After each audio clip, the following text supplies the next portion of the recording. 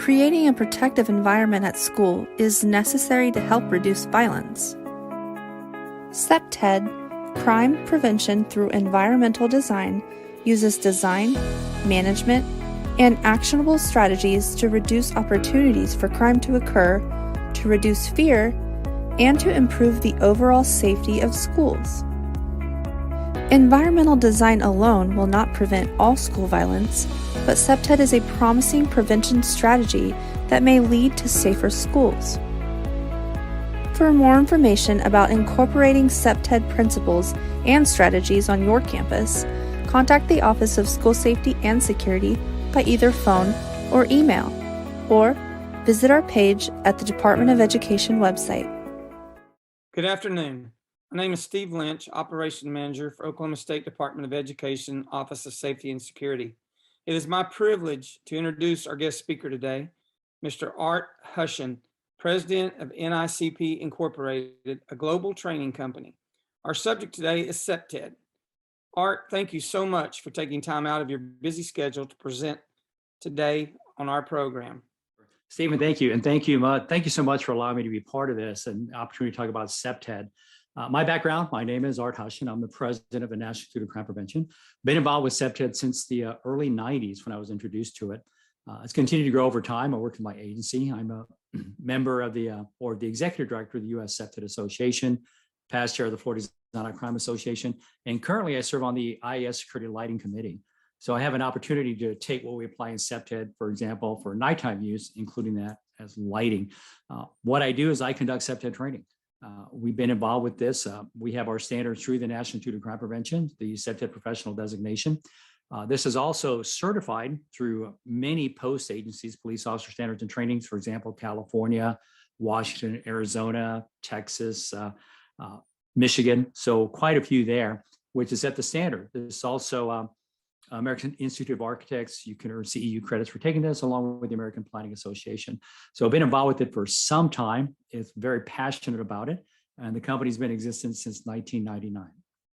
What is CPTED? Crime prevention through environmental design. It has other names, secure by design or safe by design.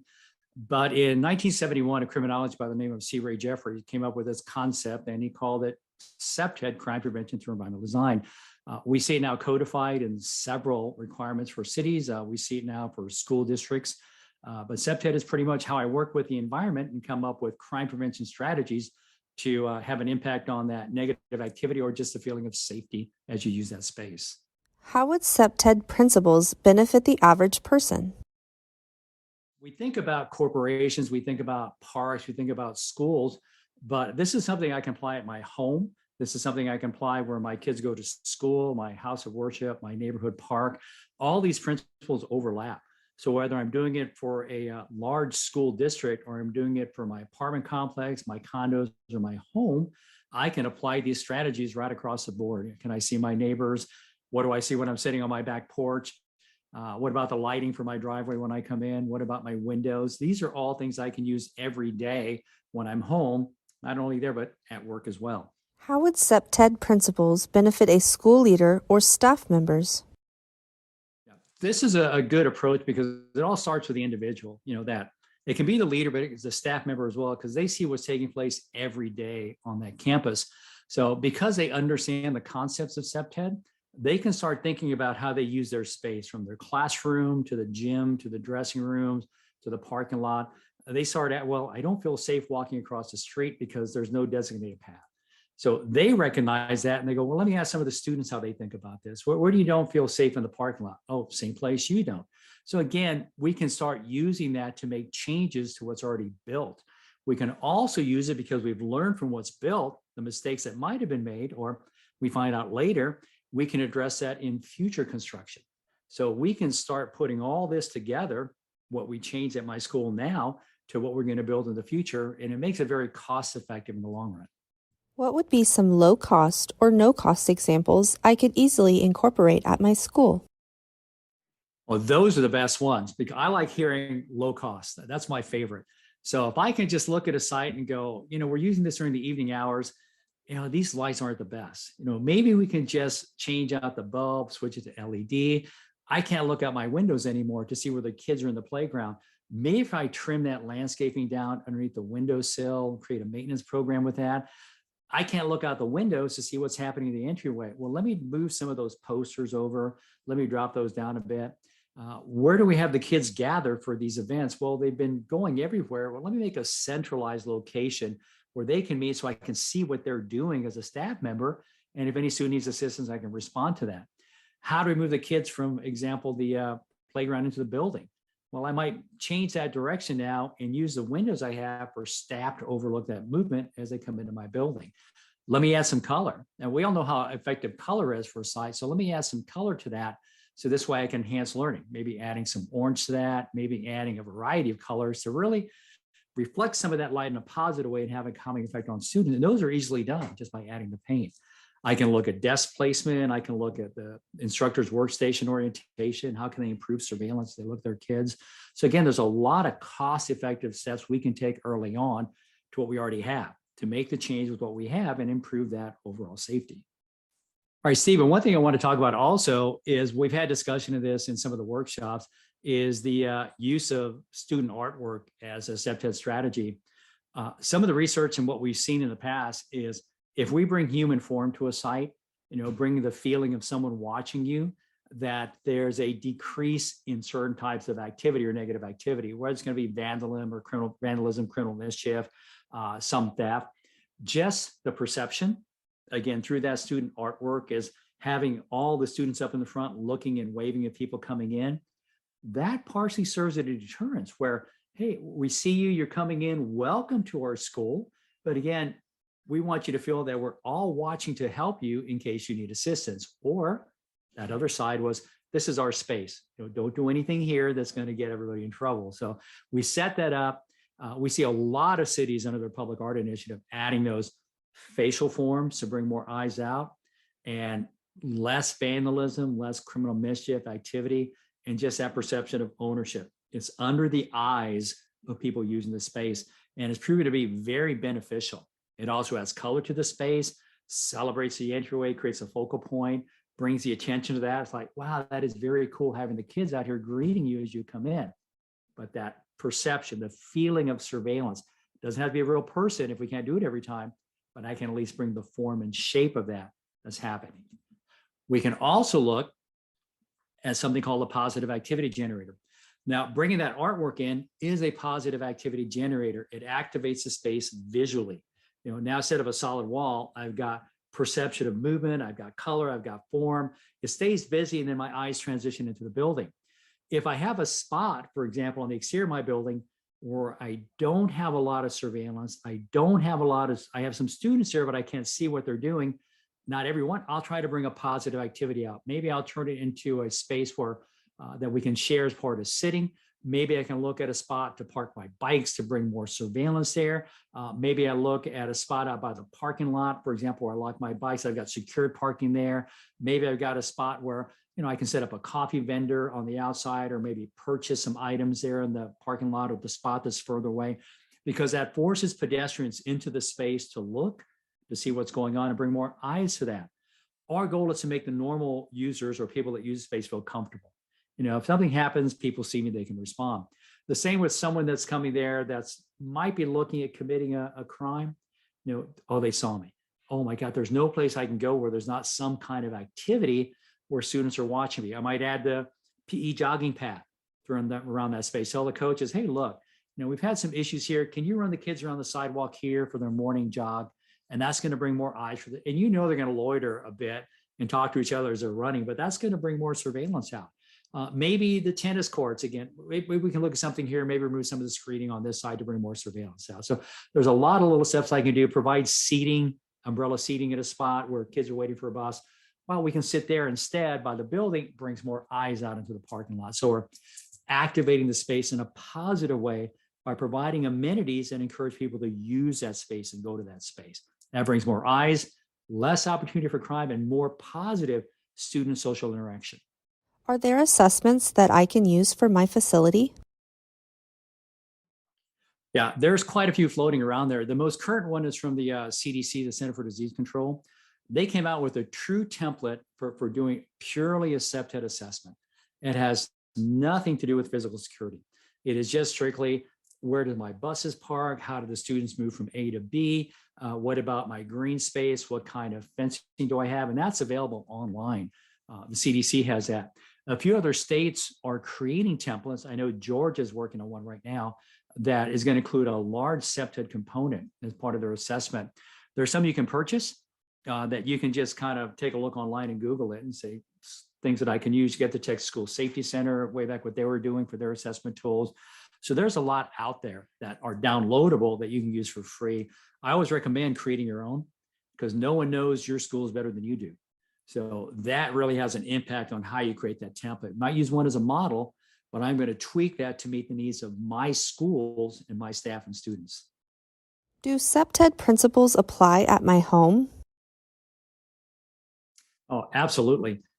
A good example, I like to look at my house. You know, we had a front porch and the landscaping sort of blocking the front porch, and I couldn't see my neighbors anymore, so I trimmed that down. I had a bougainvillea on the side. I let it get out of control. So now I couldn't see when my neighbor was cooking out in the backyard and go knock on his door. So again, those are little things I start looking at as well, as far as the use of that and adding that to it as well. So I try to address those. With lighting, my front porch lighting is simple as that. Will I go with motion detectors, or will I add that to the backyard? Just little things, you know, the perception that someone's there, leaving the blinds open a certain degree, letting the light shine out.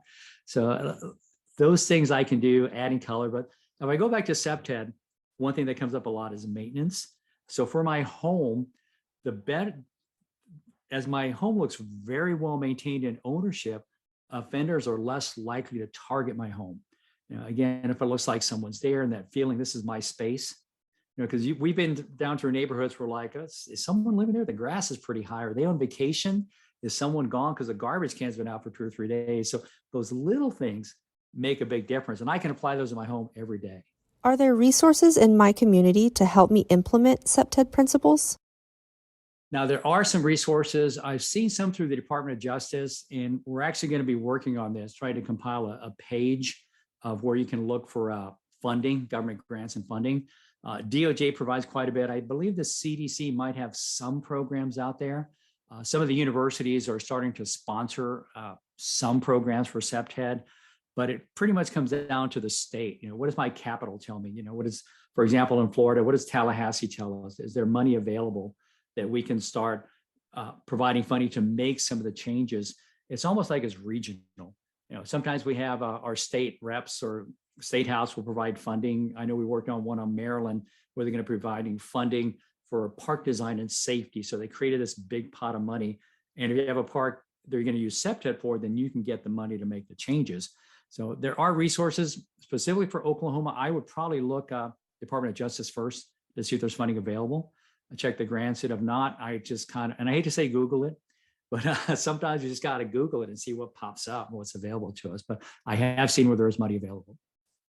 What role do landscapers and maintenance teams play in implementing CPTED at my school? Wow. Maintenance is probably the most important part. We do a series of workshops. We just did one last week, a 5-day course. And when everybody presented, I asked them all, okay, out of all the things we saw, what is the thing that we could change and work on quickly to bring CPTED to the site? And about 75% said maintenance. Maintenance by far is the most important. And we kind of lose track of that because we think, well, we have facility maintenance, I'll take care of that. But sometimes we pull them to do so many other things, we kind of forget the foundation when we go back into CPTED. You know, do the lights still function? Landscape, again, ownership, paint, maintaining the doors, the cameras, door locks, door times. So these are things we have to look at. Once I have a program in place, we see a lot of these issues start to just fall away because now, again, that we're in control of the space. When I look at my landscapers, this is where working with the American Siding Landscape Architects, sometimes we get so caught up on the landscaping, we want to add as much green as we can. And I like green. You know, again, it just makes the campus look vibrant, you know, adding the flowers to that and the plants. But going back to my 2-foot, 6-foot rule, for CPTED, you know, low ground cover not to exceed 2 feet, higher true canopy 6 feet and higher. when I work with my landscape architect, I said, I want all the plants on my campus to have a maximum growth of 2 feet. So I want to be species specific.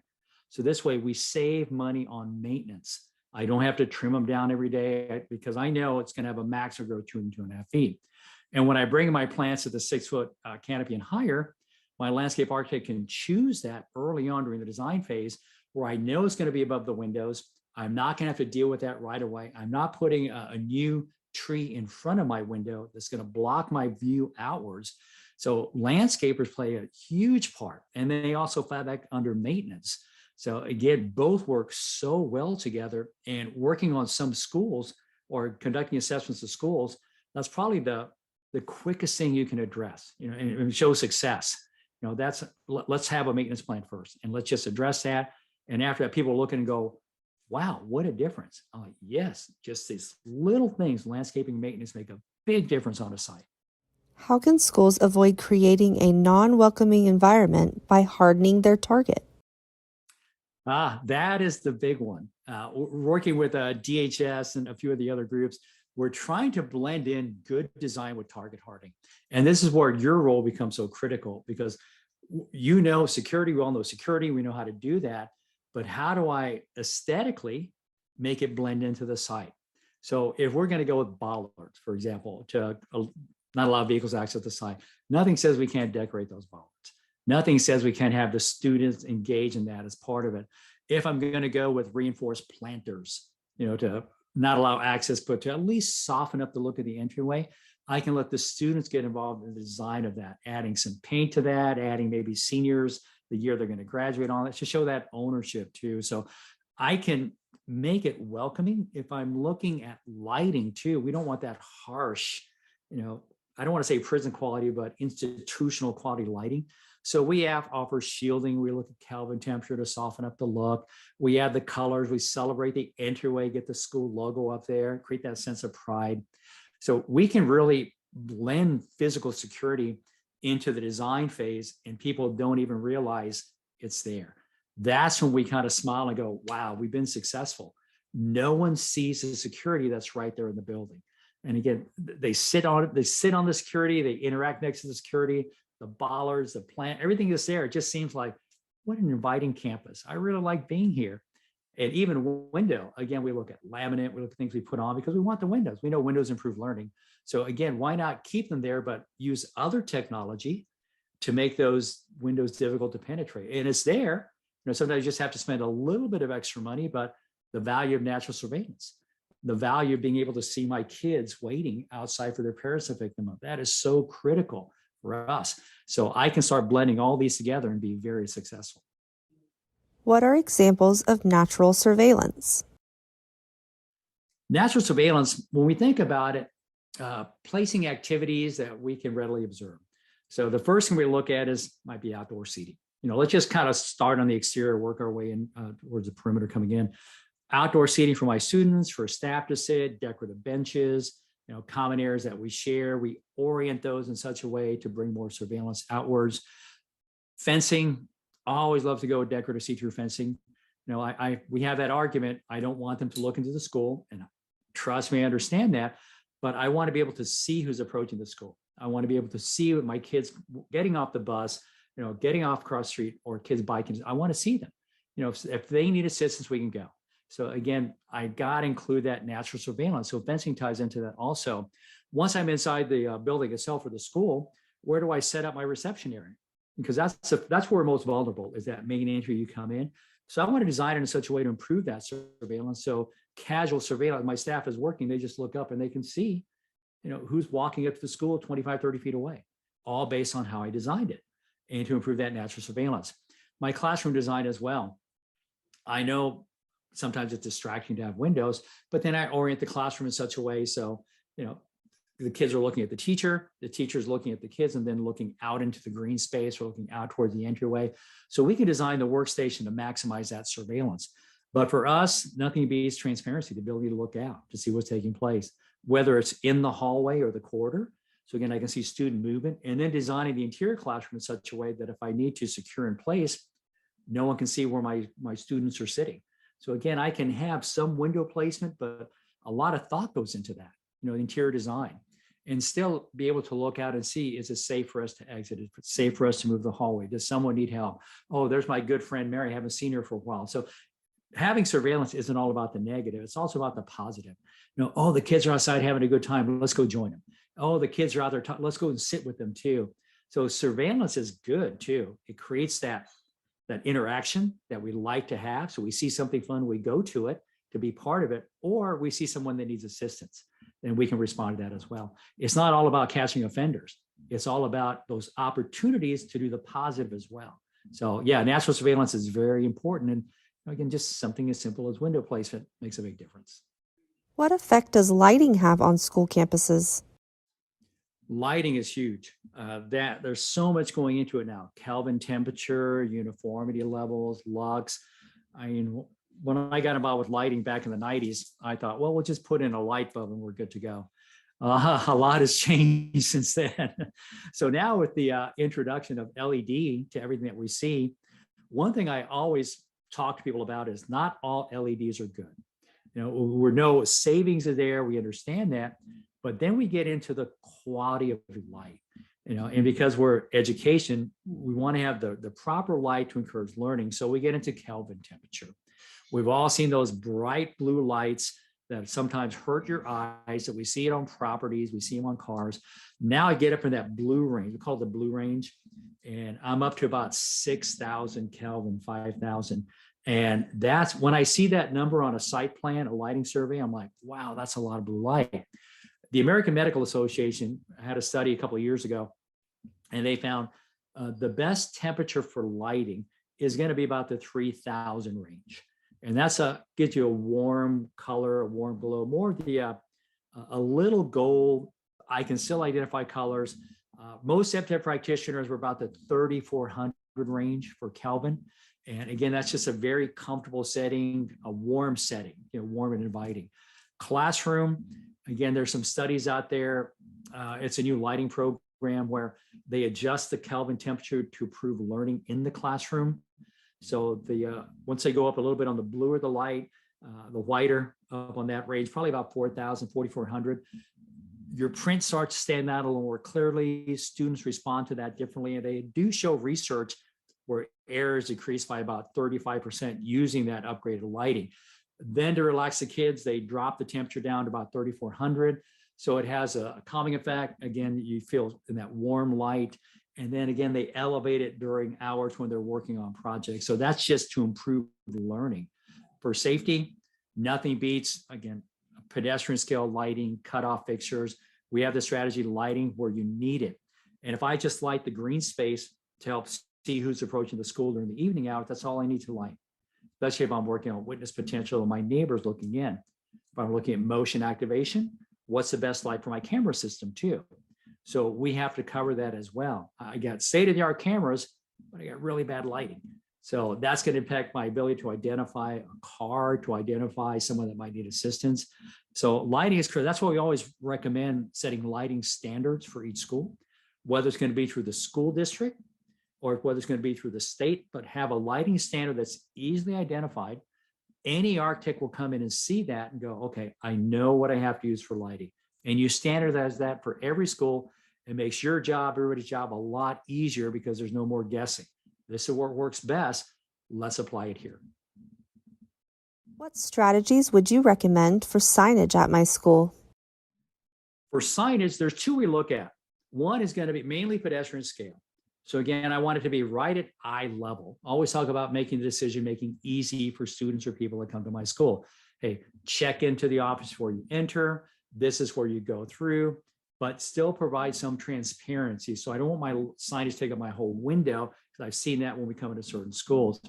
Pedestrian scale at eye level. Once we start putting it up at that 8-foot mark above the doorways, sometimes people just don't look at it, because they want to see what's happening right here, right when they're walking in. So that I want to have good color, which brings their eyes to that, create that focal point. We're just looking in on that. Use the right font size, again, because not everybody has perfect vision going in. So I want the right font size that goes into that. And I want it to be very simple. Don't have to read 3, 4, 5 sentences into that before you realize, oh, I got to check in at the desk. Because they only get to number 2 and they're like, okay, that's enough. I'm going. Well, now they made a mistake and staff has to respond to their movement. We clutter sometimes with too much signage and information. So we try to make the decision making easy. Now, for schools coming in, like the monument sign, right up in the front, have it where you can see identified as you're driving in, you're coming onto my school now. But that monument sign, I have to look at lighting. I always like a gap in it, if at all possible, from the base of the sign, so you have surveillance as you drive by. No one's on the other side of it. And we want to soften it up with landscaping in many cases, so allow some low ground cover. If I've got one 8 feet high, that's a big difference. I throw in an electronic board, that's even better, because now I get the messages out. You can see it from far away. So if we have new programs today, must check into office, we're at a level B today, I can see that before I even get onto the school ground. So now I'm aware and I start looking rather than get there. Hey, what's going on? Didn't you read the sign? What sign? No. Again, so it's kind of confusing. So keep it simple, get the signage up, but make it bright, make it vibrant. That's the best. And it shows that ownership. This is my school. What does it mean to become a CPTED professional? A CPTED Pro, that is a good one. I'm still learning. I always learn. I've come across some assessments and I'm like, wow, I wish I would have thought of that, because people are just bringing a variety of backgrounds and experiences in. But to get a designation, and we've talked about this for some time, we talked about it in my state as well, and in Florida, and we finally said, okay, what's a minimum standard we can all identify that if you take this training, you can work on our project? And it allows those in the industry to hire people, because they go, well, where's your training at? Well, I took it from this and I've earned this designation. Oh, okay. Well, then you met those minimum requirements. So yes, you can be part of the team, rather than, hey, I took a 2-hour course, I took a 4-hour course. And are they at your level? Again, because coming through a lot of our training, you have a pretty good grasp of doing an assessment, of understanding codes, lighting, human behavior. You bring all that to play, instead of someone who took 2 hours and go, I know what CPTED stands for. Well, there's a lot more to it than that. Then I cramped already. We got to really read into it. So to get that designation, whether it's from us or overseas or some of the other group, I'm always going to say from us, but it at least lets everyone know they know this. They should know this. They know how to read site plans. They have an understanding of that. They can apply it and work with us quickly. And because it encompasses all the states, it's not state specific. It's not just for Texas or Oklahoma or California. These overlap. So when I move from state to state or work with architects from outside the state, we're on the same playing field. We understand the concepts. We can explain them to each other very well. We know each other's language. So earning a designation or professional status really brings you on the same level of those others that are involved in creating a safe school environment. I would again like to thank Mr. Art Hushen for joining us on our safety and security series on CPTED, and for any one of you that would like for us to come and do a walkthrough and talk to you on how to apply these CPTED principles, you can contact us or find us on the web at sde.ok.gov, or contact me personally, stephen.lynch@sde.ok.gov. Thank you.